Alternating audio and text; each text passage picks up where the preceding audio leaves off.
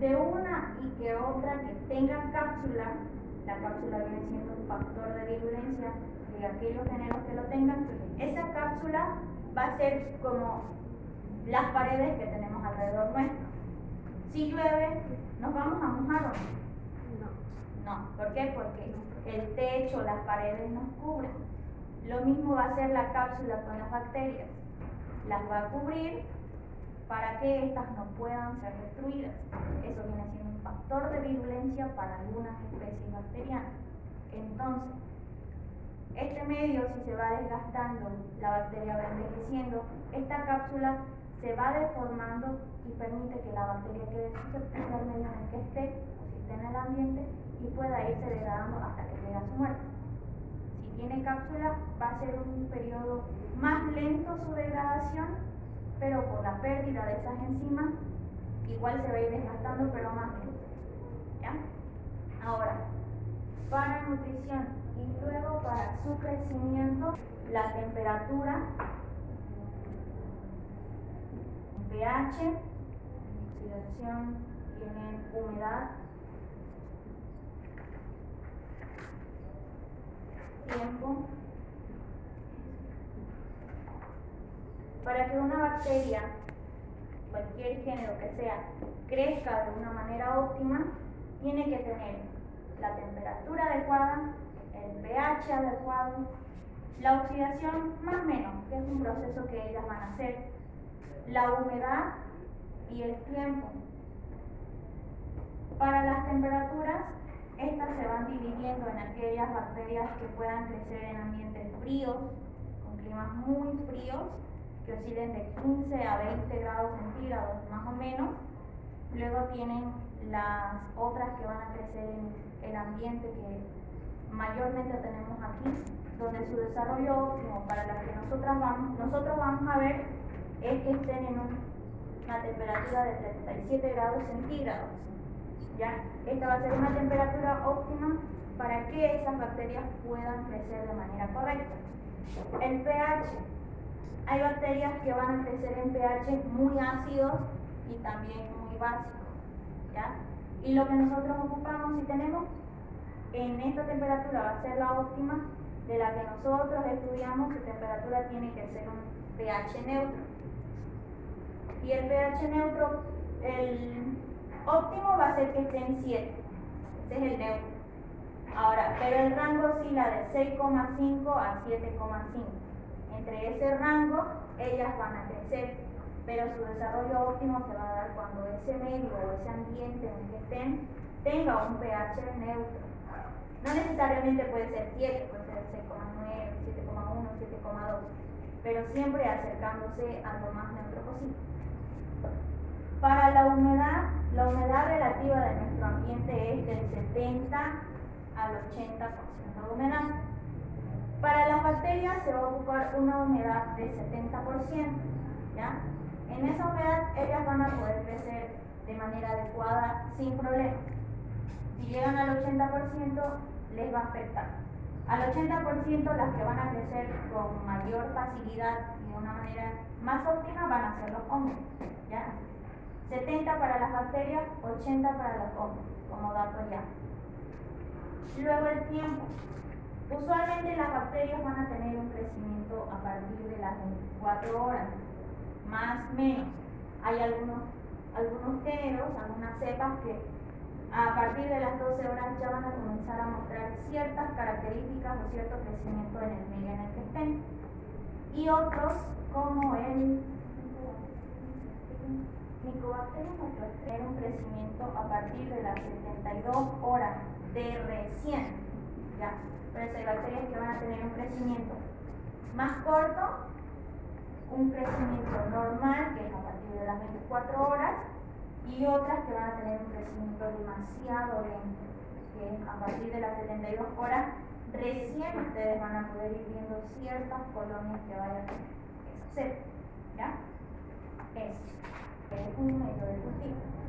No confundir agar ni medio de cultivo. El agar va a ser un soluto que se le va a añadir al medio para que este sea sólido, ¿ya? Es como una gelatina blanca, pero el agar con los demás nutrientes en conjunto van a formar al medio de cultivo. Entonces, estos nutrientes se los vamos a dar en el medio de cultivo.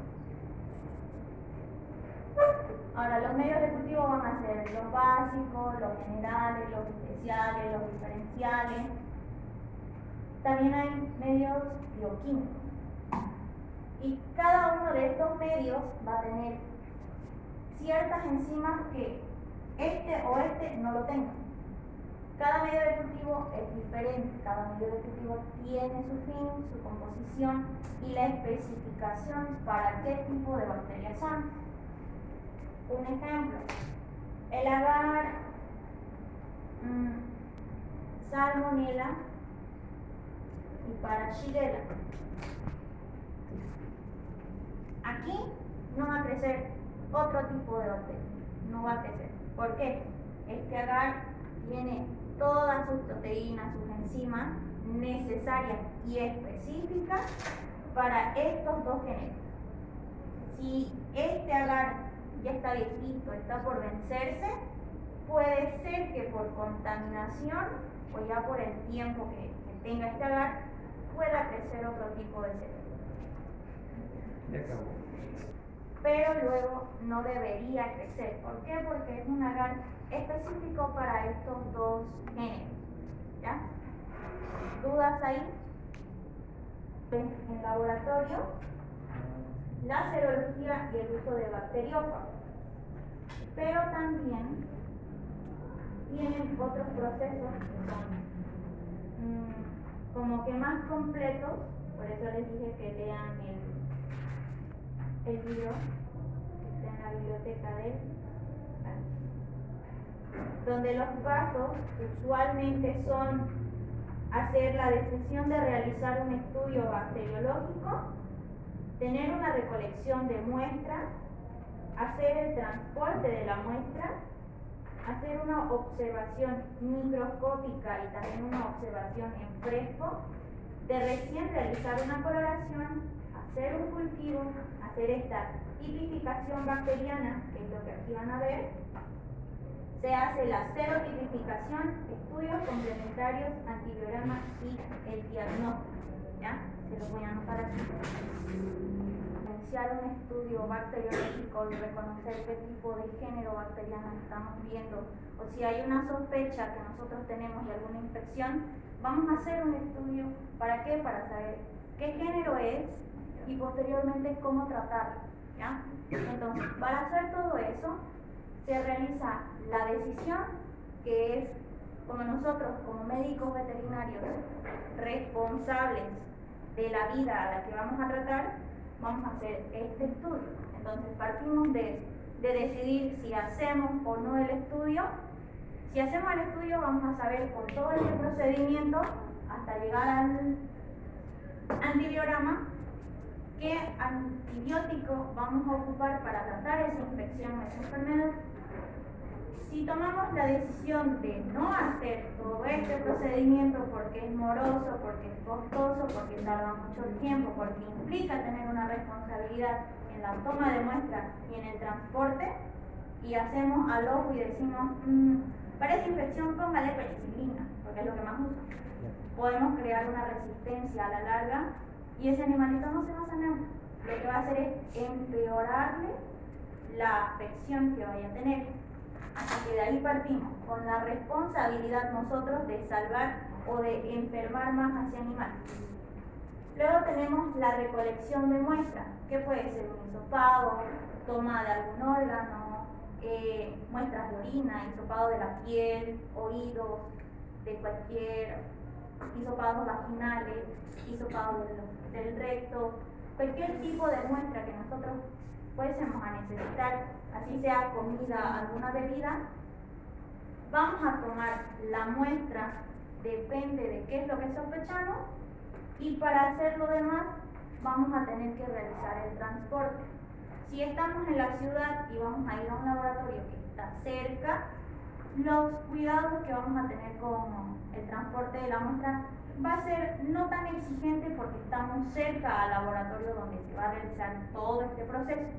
Pero si nosotros estamos en el campo, y tenemos que ir hasta la ciudad para hacer todo esto, se cumplen ciertos requisitos para poder hacer que nuestra muestra llegue de manera adecuada o por lo menos aún sirva para hacer todo esto, ¿ya? ¿Qué se tiene con la responsabilidad del transporte de las muestras? Para la vacunación antirrábica, ¿alguien de aquí participó? ¿Qué se les dijo con respecto a la vacuna? Que tengan que tener cuidado, que tienen que mantener la cadena de frío, que esa conservadora no tiene por qué tener agua, la vacuna no tiene por qué darle ni un solo rayo de sol, porque si no se atenúa y esa vacuna ya no sirve. ¿Por qué? Porque es altamente sensible. Ese tipo de cuidados y de exigencias para manejar ese biológico se da también para hacer este tipo de estudios. ¿Por qué? Porque no es una muestra cualquiera. Ustedes están sospechando de una enfermedad que no saben si es patógena o no patógena, no saben si es algo zoonótico. Entonces, esos tipos de cuidados nosotros vamos a tener con lo que es recolección y transporte. Una vez que llega al laboratorio se va a hacer la recepción, vamos a registrar de dónde viene, qué es, qué tipo de muestra es y posibles sospechas. Una vez hecho eso, vamos a hacer una observación microscópica más o menos, ver qué es, y posterior a eso se hace un frotis y se hace una coloración. Las coloraciones que se usan son coloraciones negativas y también se ocupa la de 100 Nielsen, ¿ya? Para ver si son bacterias ácido alcohol resistentes, las bacterias bajas, ¿ya? Posterior a eso, de la muestra que trajimos, vamos a hacer un cultivo. Si es un alimento seco, la vamos a triturar, la vamos a hacer polvito y vamos a hacer un cultivo. Si es una muestra líquida, de igual manera. La muestra que sea que nos haya llegado al laboratorio, vamos a hacer un cultivo, ¿ya? Primero irá a ser en un medio general y luego, dependiendo a la característica que vayan teniendo estas colonias que se vayan a formar en el medio, iremos separando o por lo menos ya tratando de reconocer y haciendo el crecimiento o el cultivo en otros medios que sean quizá para ese género que se sospecha. Una vez obtenido ya el cultivo, vamos a hacer la tipificación bacteriana, que eso es lo que ustedes han visto, este capítulo de acá. Ahora, para la tipificación bacteriana, ustedes van a hacer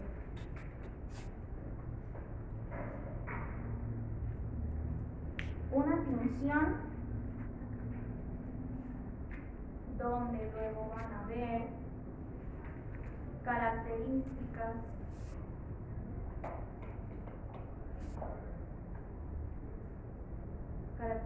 del cultivo, van a ocupar animales de laboratorio y posterior tienen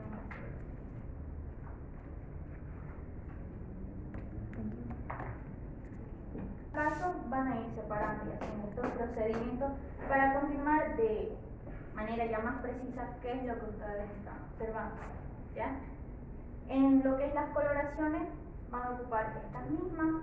Para la característica de los cultivos van a ver si son colonias redondas, si son mucosas, si tienen bordes regulares, irregulares, si son finos, todas esas características, si presenta algún color, todo eso ustedes van anotando para luego ir haciendo la diferenciación e ir separando y ya ir viendo qué tipo de género es. Luego, para el empleo de los usos de animales de laboratorio es para hacer ciertas pruebas y para ver cómo reacciona y si tiene la sintomatología o por lo menos muestra los signos de la enfermedad que nosotros estamos sospechando. Con eso vamos a confirmar. ¿Qué es lo que más se usa como animal de laboratorio? Los ratoncitos blancos, ¿ya? Uno que otros usan cuyes, hámster o conejitos, pero lo que más se usa van a ser los ratoncitos blancos. Luego, en la serología vamos a hacer pequeños estudios para ver lo que son los complejos antígeno-anticuerpos, para simplemente reconfirmar lo que ya estamos sospechando, por lo menos lo que ya tenemos confirmado. Es la certificación. De igual manera, vamos a ver si son, qué tipo de especies son, porque algunas especies bacterianas crean ciertas proteínas que son específicas de esas bacterias, ¿ya? Luego, como estudios complementarios, iremos viendo, esto va a ser de acuerdo a qué bacteria es, ¿ya? De acuerdo a qué género es el que hemos visto. Y por último, hacemos un antibiograma. ¿Para qué? Para con esto nosotros poder tener un buen resultado y hacer el tratamiento en la decisión que hemos hecho. Si decidimos hacer esto es para tener el resultado confirmativo de lo que sospechamos y utilizar de manera correcta los antibióticos y no así crear más resistencia de la que ya existe. ¿Cómo vamos a hacer el antibiograma? El antibiograma vamos a sacarlo del cultivo. Nosotros aquí tenemos nuestro cultivo y aquí está todas nuestras colonias. Entonces, en un medio aparte, en un medio distinto, vamos a hacer un antibiograma. ¿Cómo se realiza ese antibiograma?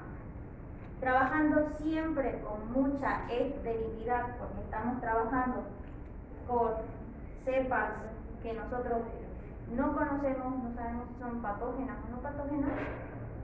Vamos a trabajar y vamos a hacer un antibiograma. ¿Para qué? Para saber lo de los antibióticos.